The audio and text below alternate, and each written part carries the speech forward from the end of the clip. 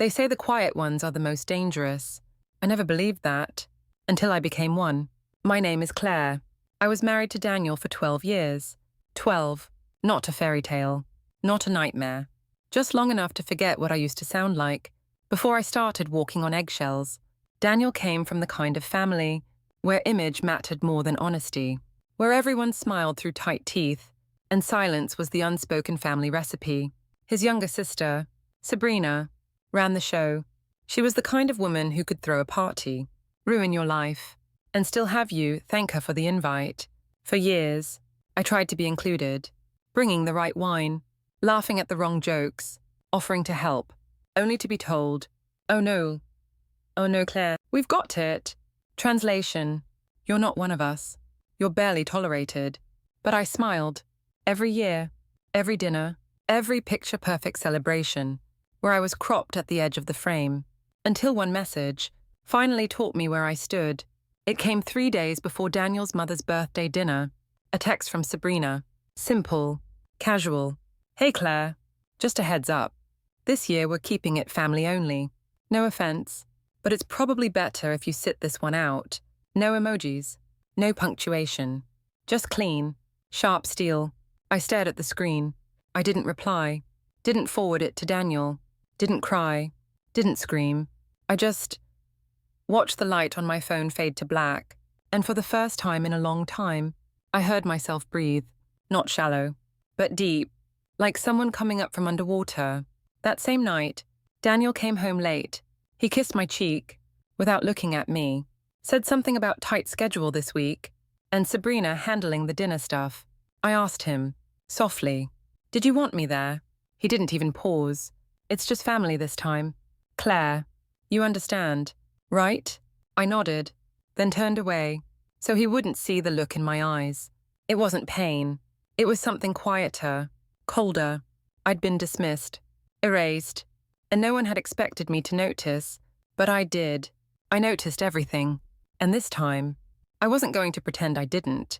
The thing about being excluded, it sharpens your senses. You hear everything, in the silence. Daniel wasn't careful anymore. He thought I was fading. Background noise. Too polite to question. So when he left his laptop open on the dining table, I didn't go looking.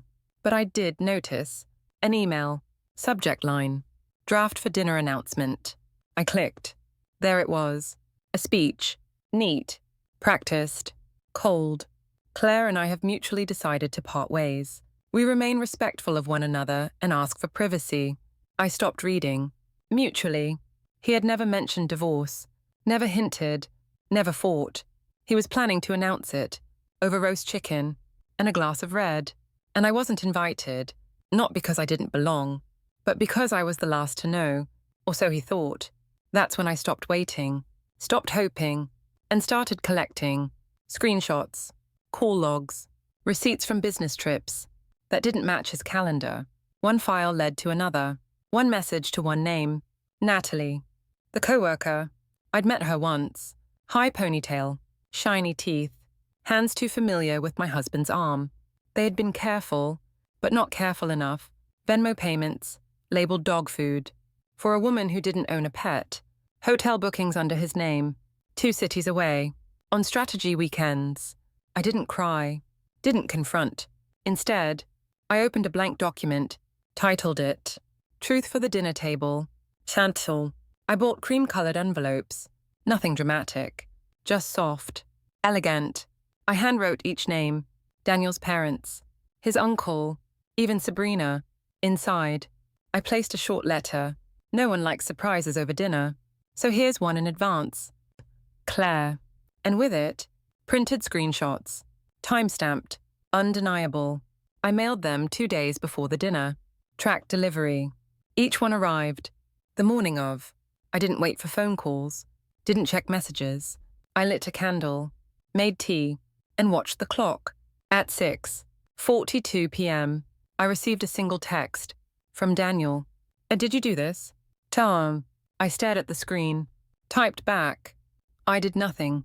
I simply didn't stop you. Tom. Then turned off my phone. Because by now, I was no longer afraid of being left out. I was counting on it. I didn't plan to show up. but something in me wanted to see it happen, so I dressed simply. Dark blue, no makeup, no jewelry. I arrived 10 minutes late. The table was full, Daniel at the head, Sabrina to his right, wine already poured. I stood at the doorway. No one noticed at first. Then Sabrina saw me. Her face cracked, not with guilt, with fear. Daniel stood up, his hand slightly shaking. He opened his mouth, but before a word left his lips, his father slammed something on the table. A cream envelope, wrinkled, torn. His voice was calm, but every syllable was sharp. Before you say anything, maybe you'd like to explain this first. He pushed the papers across the table. Silence. Forks paused mid-air. Breaths held. Daniel's eyes darted. He reached for the papers, but his mother had already grabbed them. Her lips trembled as she read. Sabrina tried to speak, but no one was listening to her anymore. They were watching me, not with pity, with realization. I didn't smile, didn't gloat. I just met Daniel's gaze, and for the first time in 12 years, he looked small at him. I turned without a word. The hallway was quiet. My footsteps, the only sound. I didn't slam the door, didn't look back. I walked out the same way I had walked through 12 years of that family, uninvited, unnoticed, until it was too late. The night air was crisp. Freedom doesn't always roar. Sometimes it exhales. In the rearview mirror, the house glowed. But I knew it wasn't warm anymore. It was lit like a stage. After the final act, curtains down, masks cracked, applause replaced with silence. I didn't feel powerful.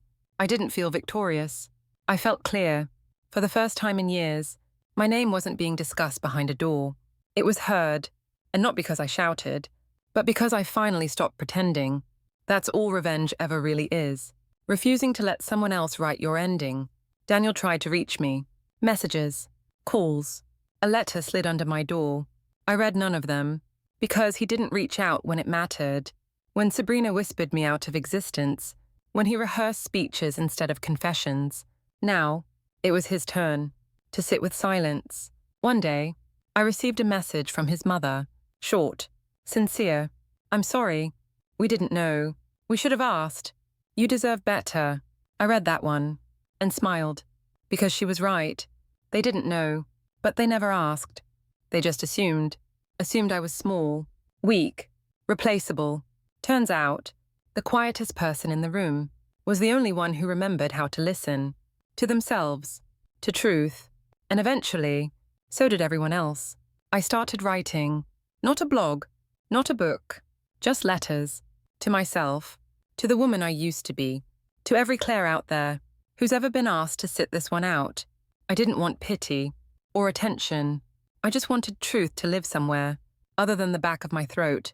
And slowly, people started to write back. Emails, messages, whispers at the grocery store. I saw your story. I was her once too. Thank you for saying it. And I realized something. The most powerful thing you can do when someone tries to erase you is to leave a mark. They'll never forget. Not out of rage, out of clarity. Because when you speak from truth, you don't need volume. You just need the courage to stop being quiet. The more I wrote, the more they came. Women from every corner of the country.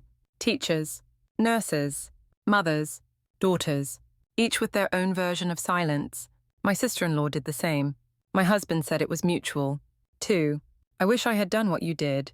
I didn't reply to all of them, but I read every single word, and in doing so, I saw what I had missed all along. I wasn't alone. I was part of a chorus, a quiet army, of women who had been politely pushed aside for being too honest, too calm, too unwilling to pretend anymore. And that's when I decided to speak louder, but not with volume, with purpose. I offered to host small gatherings, safe spaces, not support groups, story circles, where truth was the guest of honor, and no one had to be cropped out of the photo ever again. At one of those gatherings, I finally told the story out loud. All of it. The dinner, the text, the betrayal. I didn't cry, but others did. Not because of what happened to me, because they had lived versions of it and never named it. One woman raised her hand. How did you stay so calm? I smiled. It wasn't calm. It was calculation. I just stopped giving them the performance they expected. Another asked, "Do you regret not fighting louder?" I shook my head. Sometimes the strongest thing you can do is to stand still, while everyone else rushes to hide. They didn't applaud when I finished. They stood up, one by one, not as fans, as witnesses, not to my pain, but to their own courage. And in that room, I knew something no one at that family dinner ever understood. Silence can protect abusers, but it can also protect a plan. Years passed. I never remarried. Not because I couldn't, because I didn't need to. I filled my life with purpose, people, places where truth didn't need a disguise. Then one day, at a mutual friend's wedding, I saw Daniel again. He looked older, tired, not broken, just unfinished. He walked up to me slowly. "Claire," he said. I turned, met his eyes. He searched my face, for anger, for nostalgia, for anything, but I had none to give. He said, "I heard you're doing well." I nodded. "I am." He waited, hoping I'd ask how he was. I didn't, because closure isn't always a conversation. Sometimes it's just knowing you're no longer waiting for one. He lowered his eyes, murmured something like, "I'm sorry." I said nothing, not because I hadn't forgiven, because forgiveness was never for him. It was for me. I walked away, and behind me, I didn't hear footsteps following, only the weight of someone, realizing too late what silence had cost them.